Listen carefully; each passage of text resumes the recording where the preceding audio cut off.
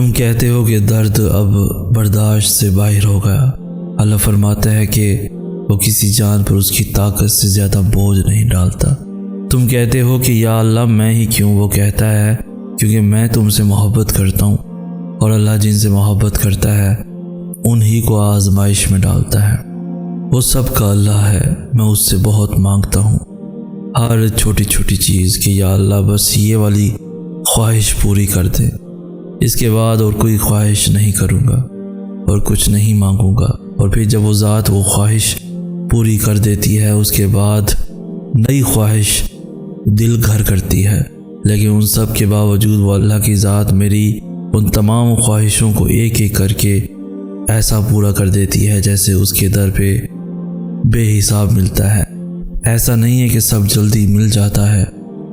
صبر کے آنسو جب بہتے ہیں تو ان تمام صبر کا صلہ ایسے پہنچا دیتا ہے اور میری عقل دنگ رہ جاتی ہے کہ او ہاں یہ تو میں نے مانگا تھا اللہ سے، اور دیکھو کیسے اللہ نے اتنی جلدی سن لی، کیسے جس چیز کے دینے کا وقت آتا ہے تو وہ ضرور دیتا ہے۔ ایسا نہیں ہے کہ میں اللہ کے زیادہ قریب ہوں، ایسا نہیں ہے کہ اللہ صرف میری سنتا ہے۔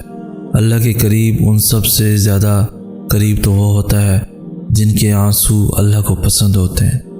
اللہ تو سب کو پیار کرتا ہے اور اس کی رحمت سب کے لیے ہے، اس کا کن سب کے لیے ہے، اس کے ساتھ سب کا رشتہ الگ سا ہے، کہیں امیدوں کا رشتہ ہے تو کہیں دعاؤں کا اور کہیں آنسوؤں کا، لیکن ان سب کے بدلے اس کا کن سب کے لیے ایک سا ہے۔ تو تم مایوس نہ ہو، وہ سب کا اللہ ہے۔ اللہ جب تمہارا نصیب لکھتا ہے تو وہ اس نصیب کے آخری صفحے میں دعا کا ایک خانہ بھی رکھتا ہے، اور پھر اس خانے کے اختتام میں وہ کن لکھ دیتا ہے۔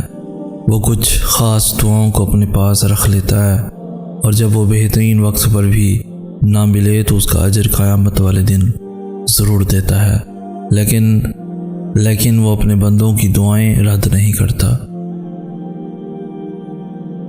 اللہ تعالیٰ امتحان لیتا ہے، تمہارے صبر کا امتحان، دعاؤں کا امتحان، توکل کا امتحان، تمہارے انتظار کا امتحان، برداشت کا امتحان۔ اور یہ امتحان سہنا مشکل بھی ہوتا ہے۔ کبھی کبھی ہم تکلیف برداشت نہیں کر پاتے اور اپنی دعاؤں پر توکل کرنا چھوڑ دیتے ہیں۔ درد سہنا مشکل ہو جاتا ہے، طویل انتظار دل کو تھکا دیتا ہے، مگر اللہ تعالیٰ کا امتحان تکلیف دینے کے لیے نہیں ہوتا۔ غور کرو تو پتہ چلے گا کہ جب تم اس امتحان میں نہیں تھے تب تم اللہ سے اتنا قریب بھی نہیں تھے جتنا اس درد نے تمہیں اللہ کے مزید قریب کر دیا ہے۔ تم دیکھو گے کہ کیسے تمہاری دعاؤں میں خلوص بھر گیا ہے، بھروسہ آ گیا ہے۔ یہ امتحان تمہارے دل و دماغ پر پڑی درد کی اس دھند کو آہستہ آہستہ مٹا دے گا، اور شاید یہ راستہ ہو جو اللہ نے بنایا ہو تمہیں اپنی طرف لے کر آنے کا۔ وہ دیکھتا ہے تمہارے ہر چھپے آنسو، پر اب تم خدا کی محبت سے باخبر ہی سہی۔ درد بھری آواز سے جب تم نے اللہ کو یاد کیا تھا، ان بہتے ہوئے آنسوؤں سے جب تم نے مسکرانا سیکھا تھا، پلکوں کے پیچھے جب تم نے اپنی خواہش کو مار دیا تھا، وہ ہچکیاں اور وہ سسکیاں جب اس کے بدلے تم کہاں کہاں کس موڑ پر گئے تھے، اور وہ وقت جب تم نے ہر ایک تنہائی کے لمحے برداشت کیے تھے، وہ سب اللہ کو معلوم ہے۔ اللہ اس دل کو کبھی اپنے کن سے محروم نہیں رکھتا جو ٹوٹ کر بھی وقت تہجد اللہ کو منانا نہیں چھوڑتا۔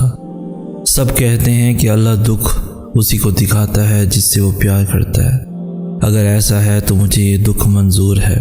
اللہ تمہیں کمزور اس لیے نہیں کرتا تاکہ تمہیں سزا دے، بلکہ وہ تمہیں اس لیے تھکا دیتا ہے تاکہ تم جان سکو کہ تمہاری ساری طاقتیں صرف اللہ کے ساتھ ہیں۔ وہ تمہیں گرا کر سنبھلنے کا ہنر سکھاتا ہے۔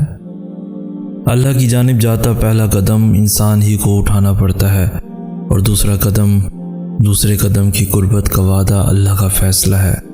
آپ بس ایک قدم اٹھا لیں، باقی کا فیصلہ وہ طے کرتا ہے۔ زندگی میں ایسی راتیں کم لوگوں کو نصیب ہوتی ہیں جو اللہ سے باتیں کرتے کرتے گزر جاتی ہیں۔ جواب بھلے ہی نہیں مل رہا ہوتا، لیکن یہ دل ہے نا، یہ بتا دیتا ہے سب۔ جب اللہ پاک ہماری طرف متوجہ ہوتے ہیں نا، اس وقت دل بہت پرسکون رہتا ہے، بہت زیادہ پرسکون۔ ایک عام سی بات بھی اللہ کو بتاتے وقت آنکھوں سے آنسو آنے لگتے ہیں۔ ایسا محسوس ہوتا ہے کہ اللہ سن رہا ہے، اللہ ہمیں دیکھ رہا ہے۔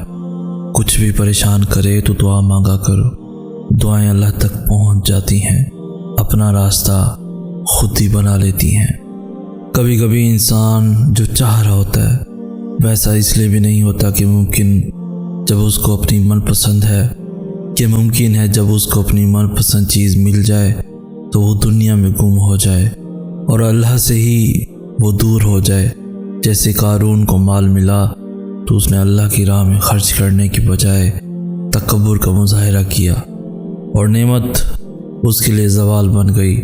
انسان کو لگتا ہے فلاں چیز میرے لیے نعمت ہوگی، لیکن کبھی وہی زحمت بن جاتی ہے، چاہے اسے کتنی ہی اچھی کیوں نہ لگتی ہو۔ اس لیے ہمیشہ یہی سوچنا چاہیے کہ اللہ میرے ساتھ ہے، وہ میرے لیے ہر معاملے میں آسانی پیدا کرے گا۔ اللہ اکیلا ہی سب کے لیے کافی ہے، وہ کسی کو نہیں چھوڑتا، وہ کسی کو نہیں بھولتا۔ تم کہتے ہو کہ درد اب برداشت سے باہر ہو گیا، اللہ فرماتا ہے کہ وہ کسی جان پر اس کی طاقت سے زیادہ بوجھ نہیں ڈالتا۔ تم کہتے ہو کہ یا اللہ میں ہی کیوں، وہ کہتا ہے کیونکہ میں تم سے محبت کرتا ہوں، اور اللہ جن سے محبت کرتا ہے انہی کو آزمائش میں ڈالتا ہے۔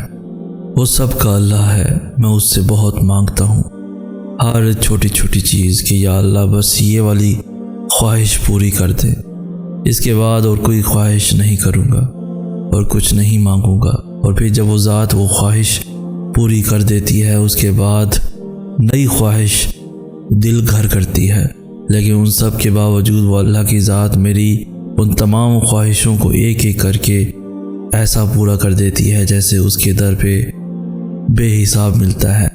ایسا نہیں ہے کہ سب جلدی مل جاتا ہے۔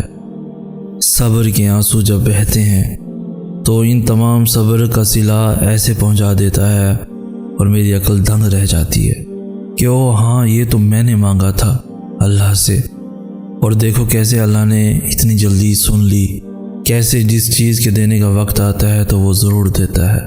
ایسا نہیں ہے کہ میں اللہ کے زیادہ قریب ہوں، ایسا نہیں ہے کہ اللہ صرف میری سنتا ہے۔ اللہ کے قریب ان سب سے زیادہ قریب تو وہ ہوتا ہے جن کے آنسو اللہ کو پسند ہوتے ہیں۔